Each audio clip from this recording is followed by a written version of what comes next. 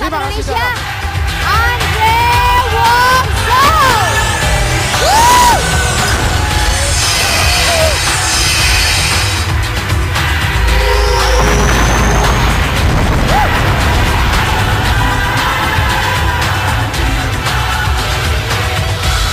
Oke, silakan Pak.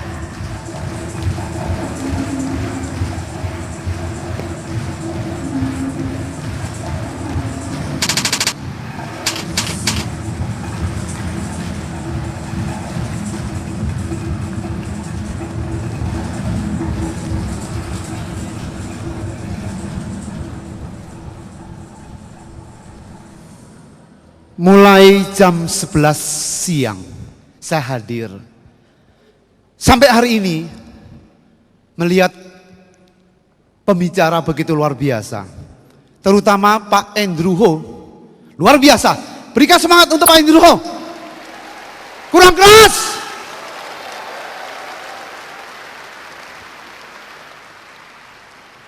Pembicara kedua kita, Pak Tung.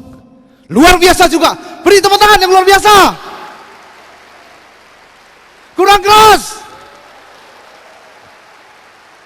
Pembicara ketiga, walaupun ada gangguan, tidak masalah. Seperti pepatah mengatakan, paman saya mengatakan, in the middle of difficulty lies opportunity. Di tengah-tengah kesulitan terdapat kesempatan. Tetap bisa beres. James Kui, Mr. James Kui. Tepuk tangan untuk dia, tepuk tangan, luar biasa. Dan keempat, pembicara saya sendiri, beban cukup berat karena pertama, apa yang saya ucap mau dibicarakan, sudah dibicarakan oleh Pak Andrew Ho. Pembicara kedua juga sama, apa yang saya mau omong, dibicarakan juga. Ketiga, apa yang saya ngomong, yang mau saya bicarakan, sudah dibicarakan juga oleh Mr. James Kui. Tapi nggak masalah. Bagi seorang motivator, makin berat tekanan, makin indah. Apa kabar? Kalau saya boleh jujur, yang luar biasa bukan pembicara 4 ini, tapi Anda bisa bertahan mulai jam 8, 9, 10, 11, 12, 1, 2, 3, luar biasa.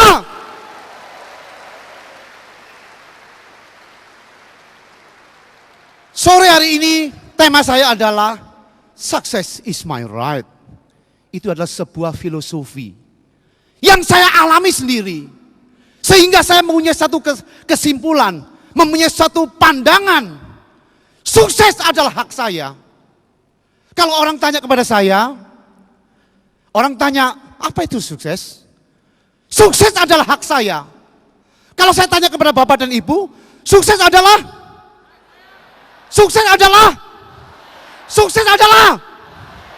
memang sukses adalah hak saya.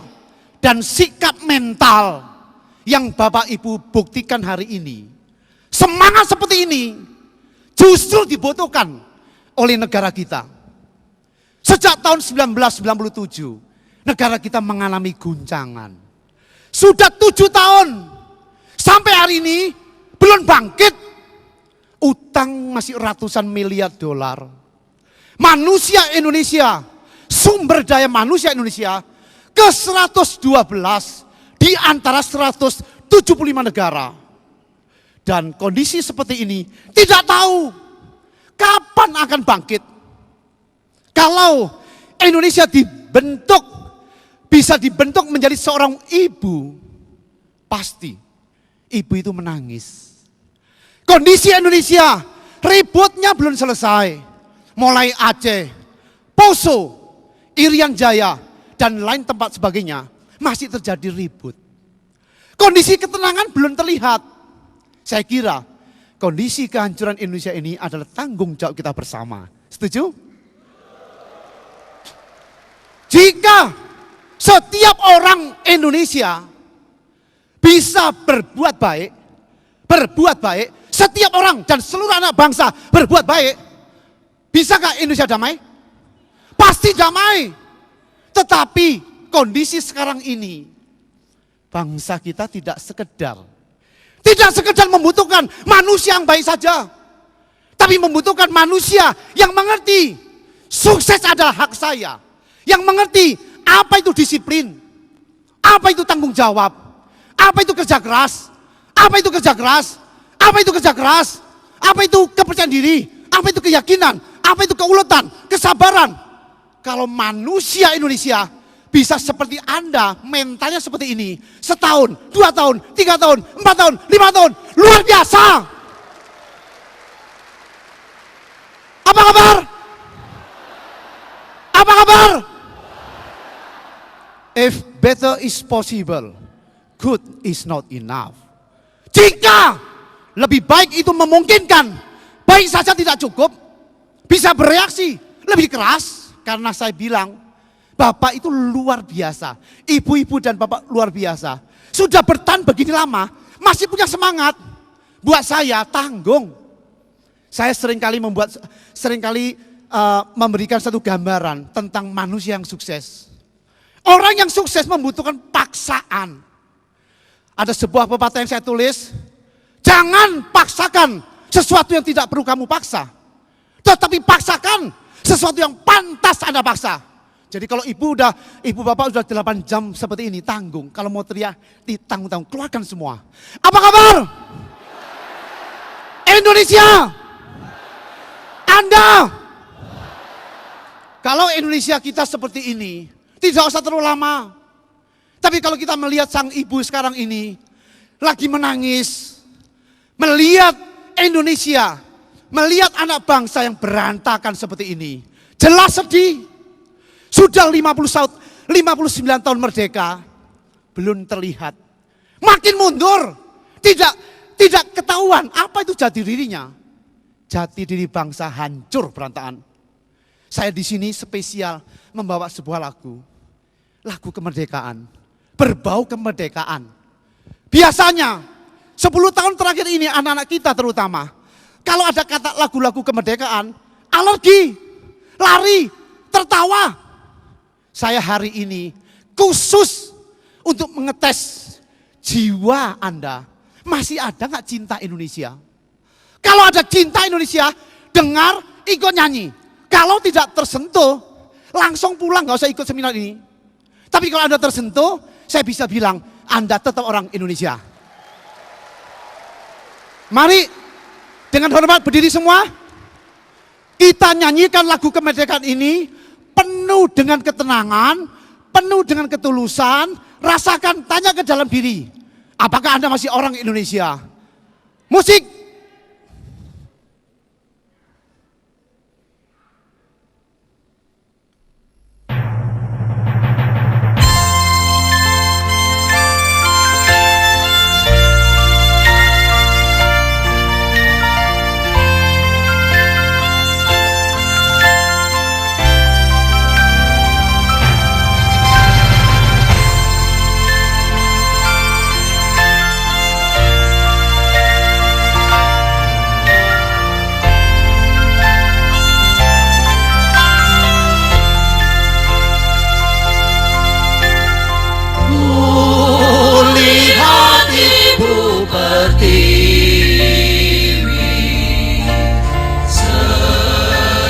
Bersusah hati, air matanya berlinang, pas intannya terkenang. Hutan, gunung, sawah, lautan,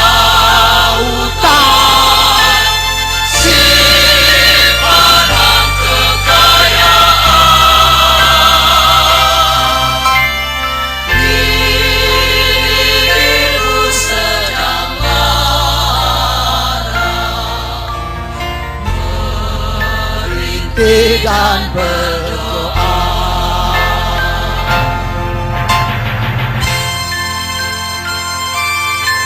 Apa kabar? Indonesia.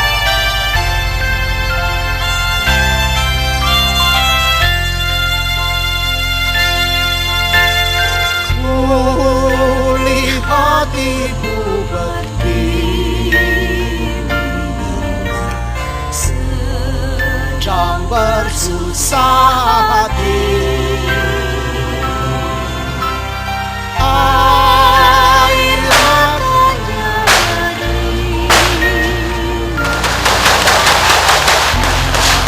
simpanya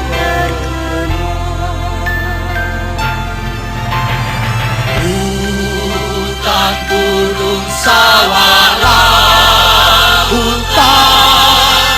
simpanan kekayaan. Kini ibu sedang lara, merintih dan berdoa.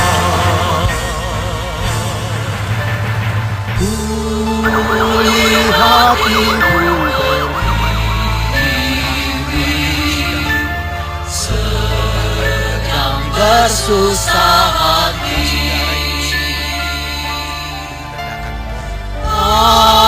Air matanya berlinang, masih tanya terkenal. Hutan, gunung, sawah, lautan, simpanan kekayaan. Oh, ibu-ibu pertiwi, kami datang berbakti. Lihatlah putra putrimu menggembirakan ibu. Ibu kami tetap cinta putramu yang setia, menjaga harta pusaka untuk nusa dan bangsa. Untuk nusa dan bangsa.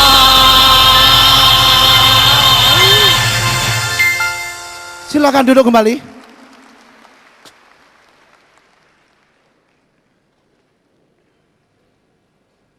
Apa kabar?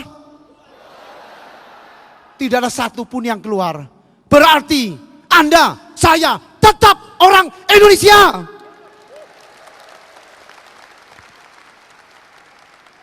Kulihat Ibu Pertiwi sedang bersusah hati. Air matanya berlinang, mas intannya terkenang. Hutan, gunung, sawah, lautan, simpanan kekayaan. Kini ibu sedang lara. Negara sedang melarat, merintih dan berdoa. Lagu ini 59 tahun yang lalu. Memalukan. Jati diri bangsa sudah nggak ada. Hutang ratusan miliar nggak tahu kapan bayarnya. Sudah merdeka 59 tahun. Lagu ini masih relevan, begitu enak. Tapi kita nggak mengerti kondisi bangsa hancur seperti ini. Untung ada kata-kata di bawah. Oh ibu Pertiwi, kami datang berbakti. Pakai apa berbakti? Lihatlah putra putrimu mengembirakan ibu. Ibu kami tetap cinta. Putramu yang setia menjaga harta pusaka untuk nusa dan bangsa. Untuk nusa dan bangsa. Kami tetap cinta ibu. Pakai apa cintanya itu? Pakai apa? Maka saya melihat kondisi bangsa kita saat ini. Saya punya pikiran. Ingin menemui presiden. Untuk menyenangkan, memberikan ide. Membuat hari motivasi nasional. Apa kabar? Apa kabar? Kalau mayoritas bangsa kita yang sekarang lebih dari 50 juta hidup di bawah garis kemiskinan. Berat. Saya pernah miskin. Berat. Selama orang tidak tahu ada rahasia bahwa sukses adalah hak saya. Sukses adalah hak saya, hak Anda, hak setiap orang. Sulit untuk bangkit. Maka filosofi ini, success is my right, harus saya kembangkan. Seluruhnya kembangkan. Supaya segera saudara-saudara kita yang menderita, saudara-saudara kita yang hancur, yang miskin, bisa mengerti ada hukum kesuksesan. Belajar seperti mentalitas Anda yang begini luar biasa, bertahan 10 jam lebih. Tepuk tangan untuk Anda semua.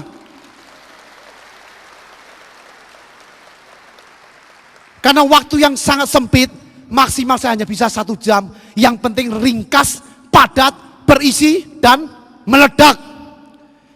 Inilah kata-kata uraian dari sukses adalah hak saya. Kesuksesan bukan milik orang-orang tertentu.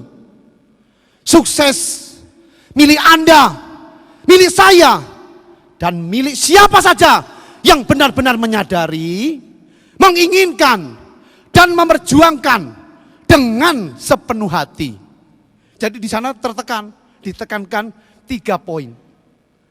Menyadari, menginginkan, dan memperjuangkan dengan sepenuh hati. 3 poin ini yang mendasari buat saya ringkas dari kehidupan saya hari ini. Khusus bukan Anda, bukan saya memotivasi Bapak dan Ibu sebetulnya. Bapak dan Ibu memotivasi saya. Akan saya catat di harian hari ini, malam ini. Karena hari ini adalah hari saya ke-49 tahun, hari yang paling akhir. 650 hari. Ke-365 hari. Besok bangun pagi, masuk ke kepala 5 saya. Terima kasih untuk Anda semua.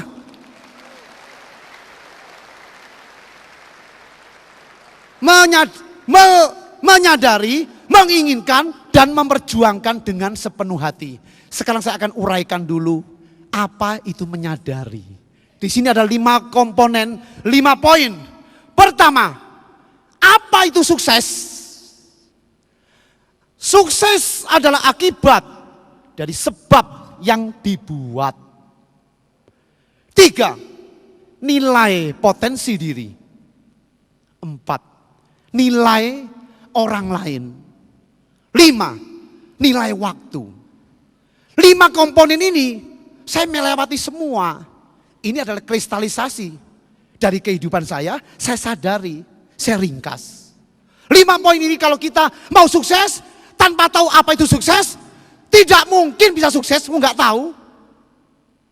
Akan saya uraikan dari yang pertama. 1, apa itu sukses? Next. Definisi sukses. Sukses adalah selalu berbeda dari sudut pandang satu orang dengan yang lain.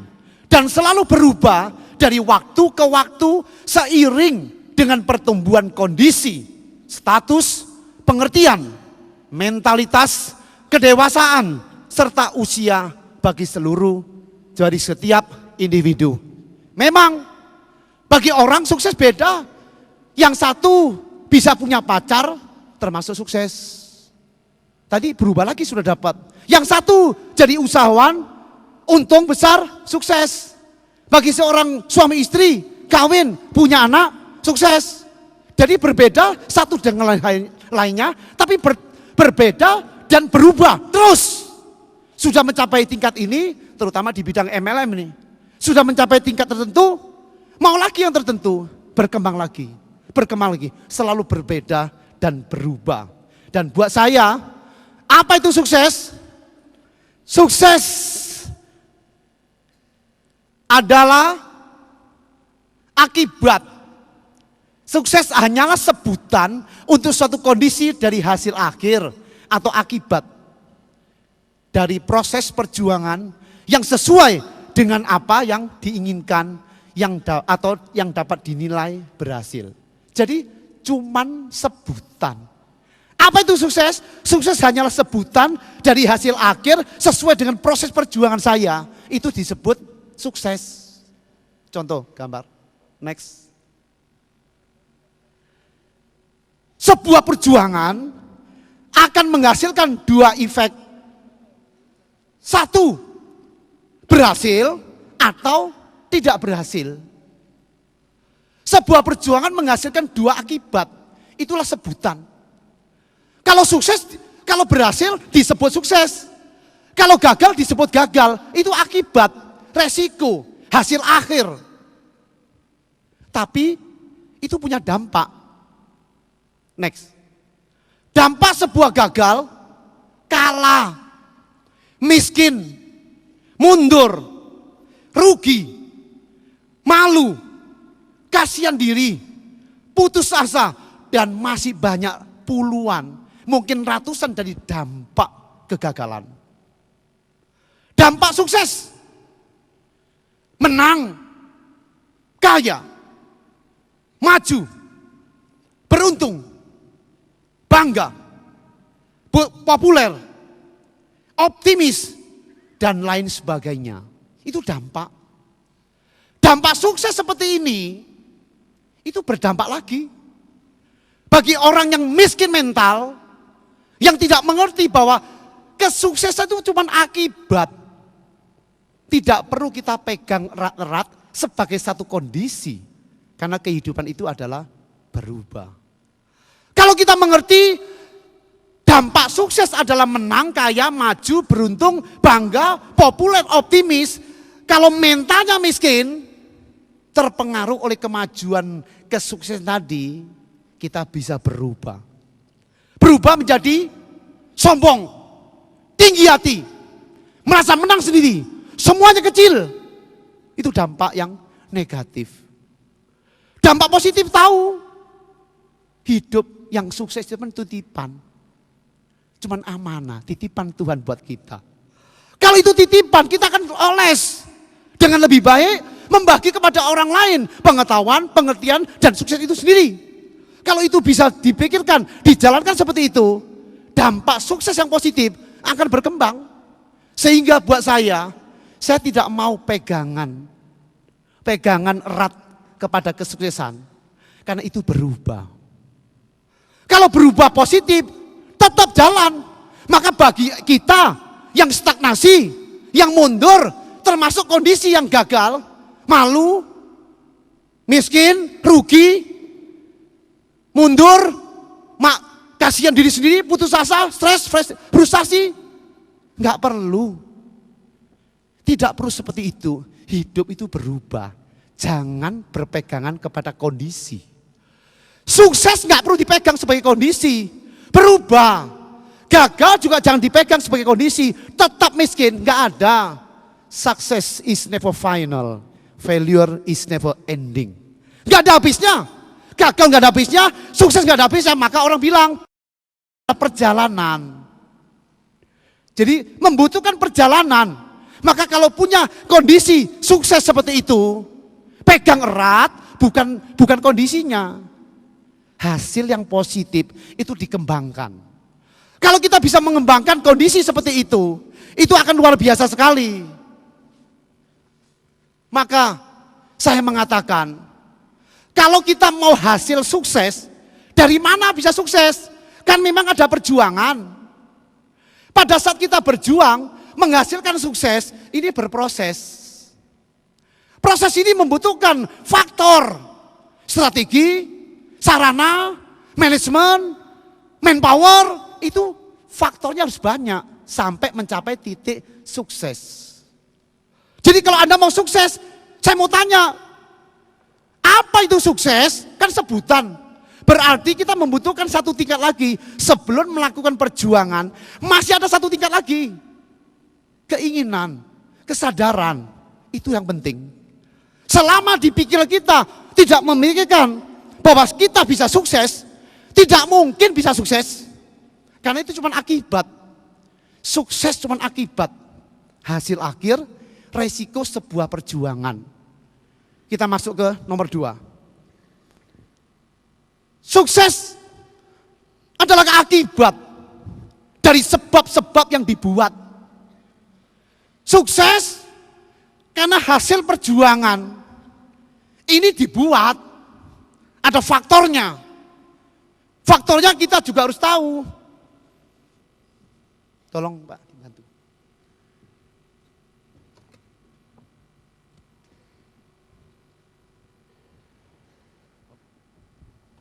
Tolong dibantu yang bisa memberikan jawaban, mendapatkan poster motivasi dari saya. Bagi saya, mau sukses ada faktornya. Contoh, mau sukses membutuhkan semangat. Apalagi? Poster. Langsung poster, satu dulu. Apa Pak? Kerja keras.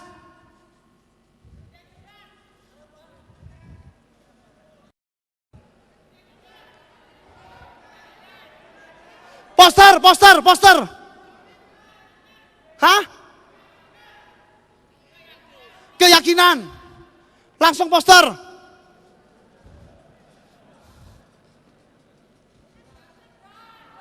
Keuletan. Poster depan, poster. Keuletan. Atas.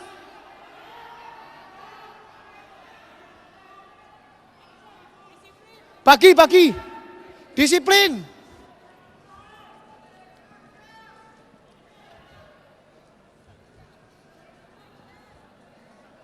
Poster, bagi poster.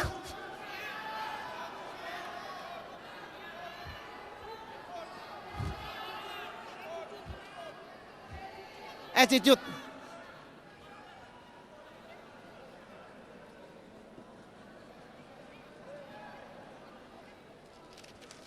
Ya, 6 lagi, apa lagi? Ya. Lagi.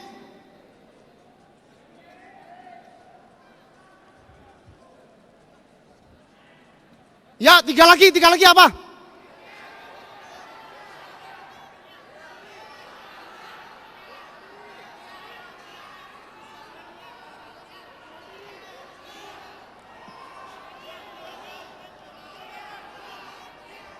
Hei, bagi bantu. Pantang.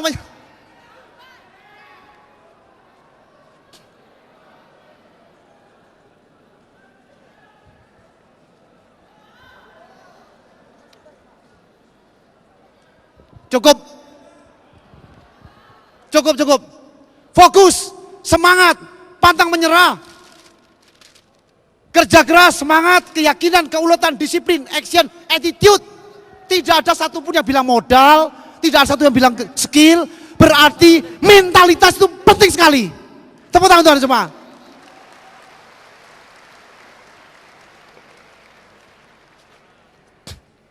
Begitu pentingnya mental. Mental yang sehat akan melahirkan kondisi akhir sukses. Kalau mental tidak bagus, tidak punya mental yang sehat, yang positif, pasti tidak dapat apa-apa. Seperti poin ini. Poin tentang sukses adalah akibat, next. Nilai potensi diri, kekuatan pikiran, dan mentalitas. Di dalam diri kita memiliki potensi yang begitu luar biasa. Nggak sadar. Kita untuk mengetahui potensi yang luar biasa tidak perlu sekolah sebetulnya. Tidak perlu sekolah tinggi-tinggi. Tapi hukum itu ada di dalam pikiran. Sebuah contoh akan saya sampaikan kepada Bapak dan Ibu. Kalau Bapak dan Ibu pernah mendengar radio Smart FM, pasti tahu yang akan saya ceritakan. Betapa pentingnya potensi diri. Ini ceritanya demikian. Di sebuah hutan, ada seekor macan yang lagi hamil. Hamil tua. Dia melahirkan. Begitu melahirkan, induk macan ini meninggal dunia. Waktu itu ada rombongan kambing lewat. Wah, ada macan yang meninggal dan bayi macan ada. mereka naluri keibuan muncul. Dibawalah macan ini pulang ke kandang kambing. Mulai hari itu macan kecil hidup seperti kambing. Minum minuman kambing, makan makanan kambing. Suara pun kayak kambing. Mbak, mbak. Kayak kambing. Bertumbuh 1 hari, 2 hari, 3 hari. Menjadi besar. Suatu hari rombongan kambing dan macan kecil ini jalan-jalan ke pinggiran air, kolam, danau. Saat berjalan-jalan, mereka lihat dari kejauhan ada macan yang lagi datang. Langsung spontan rombongan kambing ini lari semua, termasuk macan ini juga lari. Macan lihat, loh kok ada macan lari, ngapain tuh? Dia teriak, macan, macan, kamu bukan kambing. Macan lari, aku kambing bukan macan, tahu nggak? Lari terus, kejar oleh macan, kejar, tangkap, ketangkep, dia bawa ke kolam, ke danau. Lihat kamu, siapa kamu?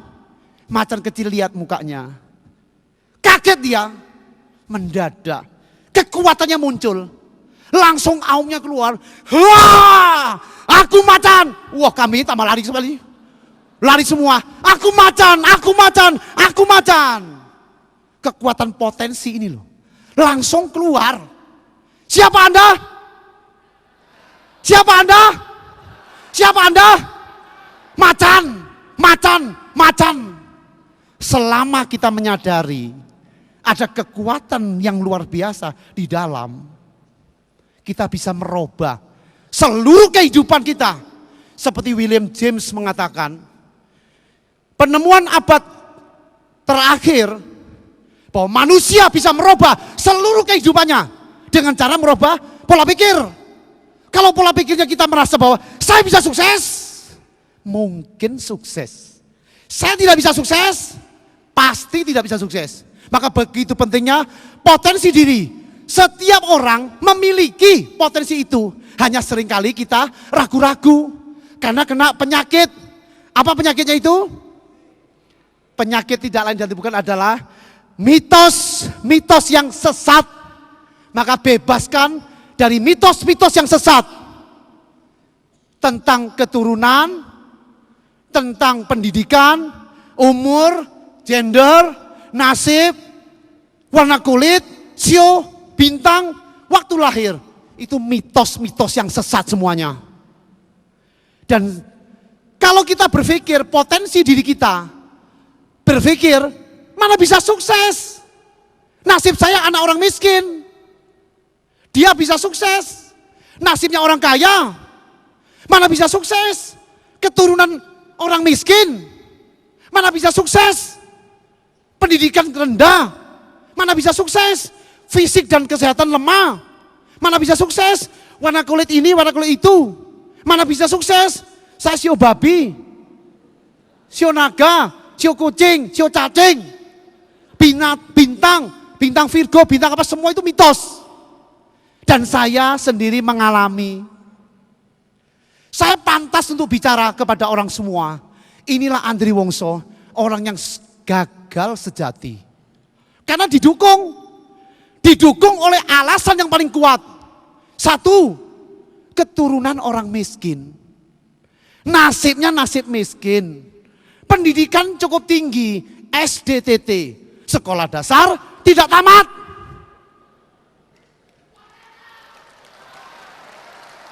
Apa kabar? Apa kabar? Indonesia. Memang jadi orang miskin tidak gampang, berat. Masih ingat sepotong sedikit ya kayak cerita. Lahir 50 tahun yang lalu, besok udah anggap 50. 50 tahun yang lalu, nggak apa-apa umur 50, tampang baru 35. Nggak tepuk tangan nggak apa-apa. Lahir di sebuah rumah setengah tembok, setengah gedek.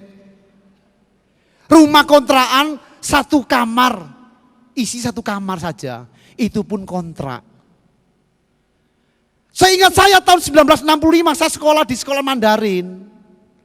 Di sana terjadilah 1965, terjadi Gestapo PKI. Terjadi Gestapo PKI, sekolah ditutup. Saya masih 11 tahun, sekolah kelas 6 SD belum lulus. Maka gelarnya berhenti, Andri Wongso, SDTT. Sekolah dasar tidak tamat, itu dulu. Sekarang berubah. Andri Wongso, SDTT. Sekolah dasar tidak tamat, koma, TBS. Tapi bisa sukses.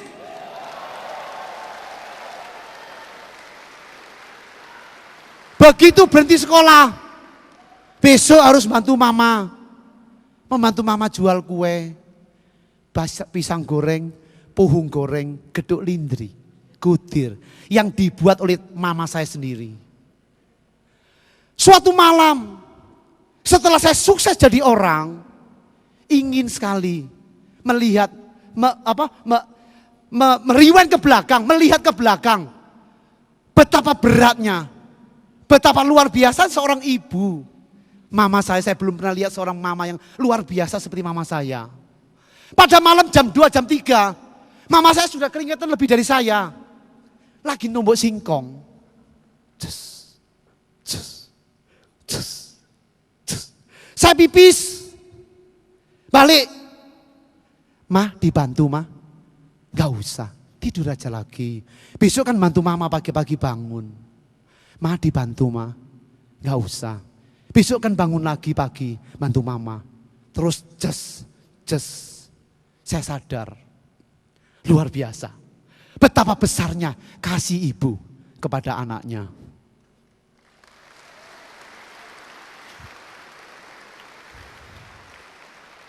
Saya sadar. Melihat kondisi mama seperti itu. Seorang buta huruf, seorang sederhana. Kantong boleh kosong. Mental jangan kosong. Kantong boleh melarat, mental jangan melarat. Dan saya belajar, ingat Andri, kalau kamu sukses, jangan manja. Kalau sukses, jangan manja. Maka setiap hari, saya keras terhadap diri saya. Keras, supaya ingat, jangan manja. Semua kesuksesan cuma sementara sifatnya, berubah. Apalagi dalam kondisi rumah yang miskin, di dalam rumah tangga yang miskin, sering ngobrol papa saya. Papa saya juga seorang buta huruf. Saya masih ingat 2 kata-kata mutiara bahasa Mandarin yang menggugah saya. Sehingga saya copot dari kemiskinan. Papa saya bilang seperti ini, Wang lianku, Jiong ren kenku. Artinya, orang miskin, jamu itu pahit, jamu yang paling pahit di dunia, tetapi kemiskinan lebih pahit dari jamu yang paling pahit di dunia.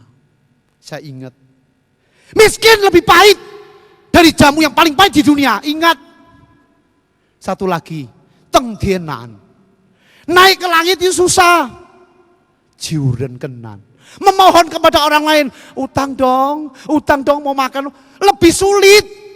Lebih sulit utang orang daripada naik ke langit. Maka saya sumpah, tidak mau miskin, tidak mau minta-minta. Lewat perjuangan yang luar biasa, saya bisa jadi orang. Apa kabar? Success is my right. Success is my right. Sukses adalah hak saya. Sukses adalah hak saya. Lewat perjuangan yang luar biasa, jadi orang mental. SDTT enggak apa-apa. Dulu saya bukan orang bodoh yang tidak mau sekolah. Orang pinter yang tidak mampu sekolah. Orang pinter yang tidak mampu sekolah tapi mau belajar terus. Sudah 20 tahun saya tidak pernah putus membaca buku. Setiap hari 20 tahun.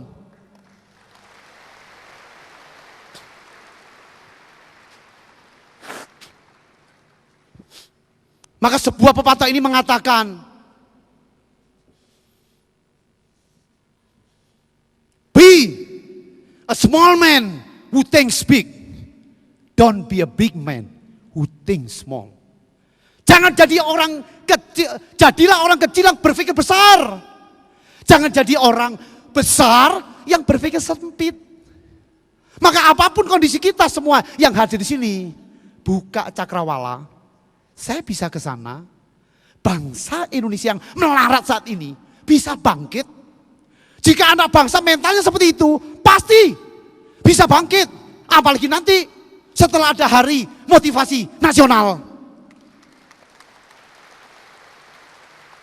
Bangsa kita membutuhkan gelombang. Membutuhkan gelombang loh. Gelombang putaran. Kalau cuma segini nggak cukup. Walaupun Bapak dan Ibu nanti sebagai wakil anak bangsa. Nggak cukup. Butuh serentak satu gelombang. Maka diperlukan satu pikiran positif. Be a small man who thinks big. Don't be a big man who thinks small. Itulah kesehatan mental. Jika kita punya mental seperti itu, nggak usah takut. SDTT. Waktu itu berapa tahun yang lalu orang telepon saya. Pak Andri, ini ada orang dari Amerika tanya kepada Anda. Mau nggak gelar honoris causa? Sayang. SDTT lebih indah daripada honoris causa.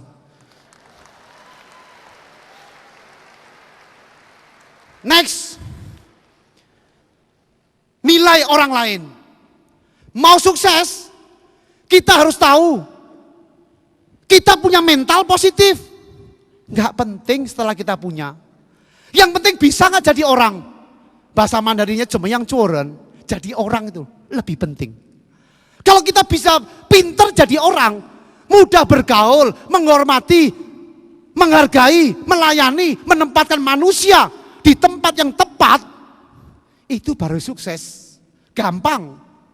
Orang-orang yang luar biasa, yang duduk di depan mau di belakang dan semua ini, ingat, jika tidak bisa bergaul, tidak mengerti nilai orang lain, sampai mati berjuang, menang secuil. Tapi kalau Anda bisa bergaul dengan baik, biarpun tidak kaya, Anda sudah sukses di kehidupan.